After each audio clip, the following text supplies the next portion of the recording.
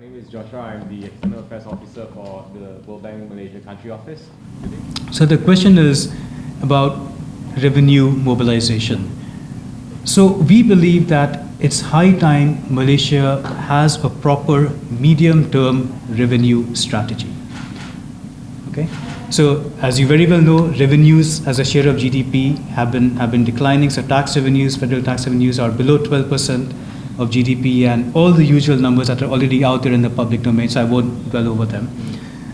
But when it comes to this MTRS, medium-term revenue strategy, what is the most important thing? Well, according to us, the most important thing is to have a long-term fiscal view on what the Malaysian economy needs to spend on, and hence how much more revenue it needs to mobilize. So right now, to the best of our knowledge, there is no target of revenue raising, that revenues need to be raised. Okay, we know that revenues are low, below 12% of GDP, but how much do they need to be increased by? Is it 12.1%? Is it 13%? Is it 15%? Is it 20%? So we don't know. So the step number one is to have a long-term fiscal view of Malaysia's spending needs by sectors. So for example, in health, which actually we do, the World Bank has done some calculations, but replicating that across the key sectors, and then having a quantitative target to raise revenues. And then depending on the revenue gap between current state of revenues and what needs to be raised, then you can talk about the mixture of optimal instruments. So to give you an example, if it's, say, hypothetically speaking, raising revenues from the current, say, 12% to 12.1%, then do you need GST? I don't think so. You can tweak and tinker around to get that hypothetical 0.1 percentage point increase through other means. But if the gap is, if the revenue target is say 20%, from 12 to 20%, then you need to have a more holistic view on, well, what is the optimal mix of instruments that would give me the most revenue, with two very important things.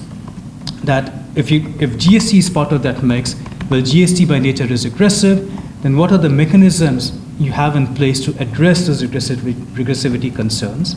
So that's really important, and that could apply to other tax instruments as well. No tax instrument is perfect, each has its pros and cons. So how do you maximize the benefits while minimizing the cons of each tax instrument? So that needs to be part of this MTRS. But equally importantly, that's on the revenue side. I think it's very important for the government to show and to signal that these revenues will be used productively.